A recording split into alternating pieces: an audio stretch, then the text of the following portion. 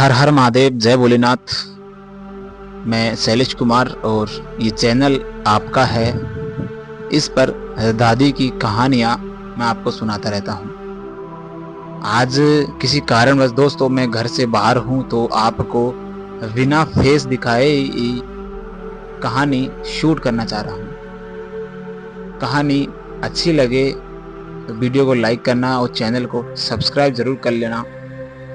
कहानी थोड़ी लंबी हो सकती है, लेकिन दोस्तों कहानी को एक बार पूरा जरूर सुनिएगा। अगर कहानी आप पूरी सुनते हो तो वाकई में आपको पता चलता है कि महादेव कैसे चमत्कार करते हैं। हम भगवान की पूजा तो करते हैं, लेकिन जब शुरू में प्रॉब्लम आती है तो हम उसे छोड़ देते हैं।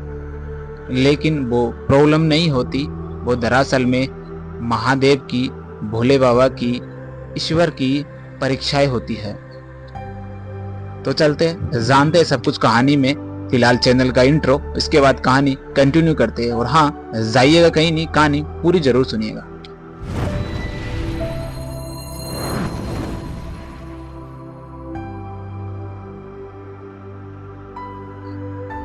दोस्तों आज की जो कहानी है ये दिल्ली में एक छोटा सा 14 साल का लड़का रहता है जिसका नाम है आरव।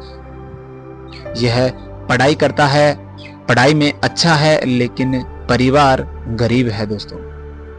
इसके पिताजी रिक्शा चलाते हैं और माँ घर घर जाकर बर्तन साफ करती है, लोगों के घरों में जाकर झाड़ू पोछे का काम किया करती है दोस्तों।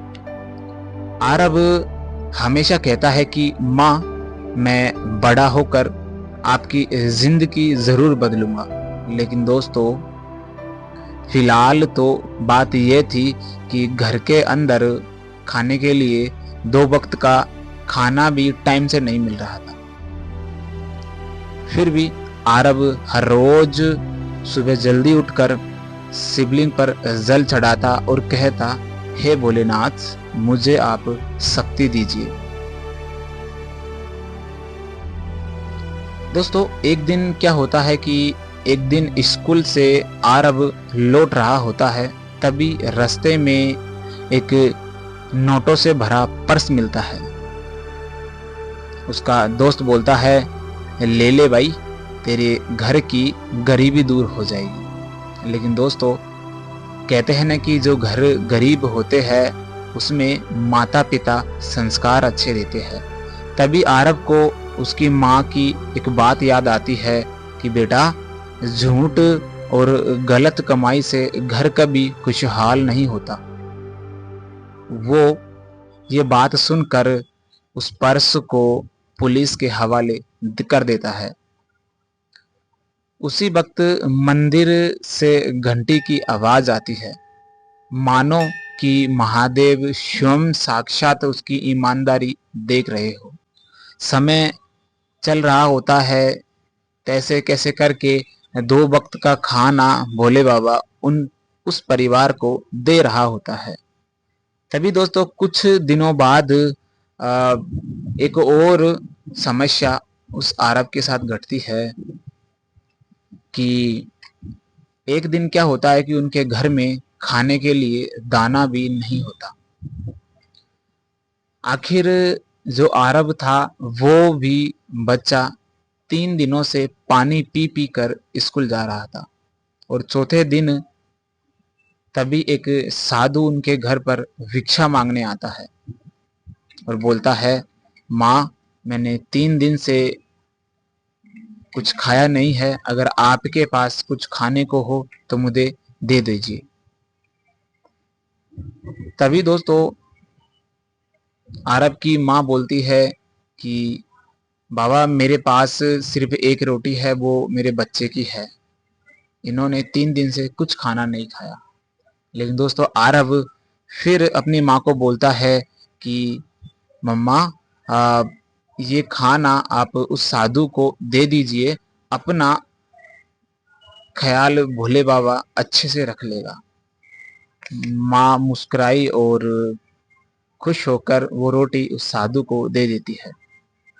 और साधु ने रोटी खाई और वह चला जाता है।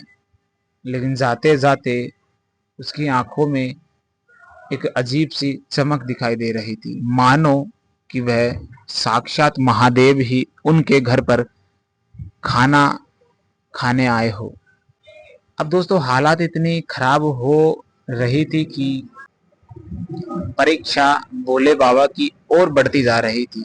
ये जो दोस्तों ये कहानी से आपको एक चीज धीरे धीरे समझ में आ रही होगी कि जैसे जैसे कि वो छोटा सा बच्चा इतनी मेहनत करता है, इतना सुबह उठकर महादेव के जल चढ़ाता है, फिर भी उसे महादेव परेशानी और उसके परिवार को परेशानियों से क्यों घेर कर रख रहे थे। दोस्तों आपको एक बात मैं बताना चाहूंगा कि ये परेशानी नहीं थी, वो महादेव स्वयं परीक्षा ले रहे थे। अगर दोस्तों प्रभु की सेवा करते समय परेशानी और बढ़ जाए तो हमेशा समझ लेना कि आप महादेव की जो नजर है आपके ऊपर पड़ चुकी है, आप उनकी नजरों में आ चुके हो। उन्होंने आपकी परीक्षा लेना शुरू कर दिया है, क्योंकि दोस्तों आपको भी अच्छे से पता है कि एक अच्छे स्कूल में एडमिशन करवाने से पहले उसकी अच्छे से परीक्षा ली जाती है।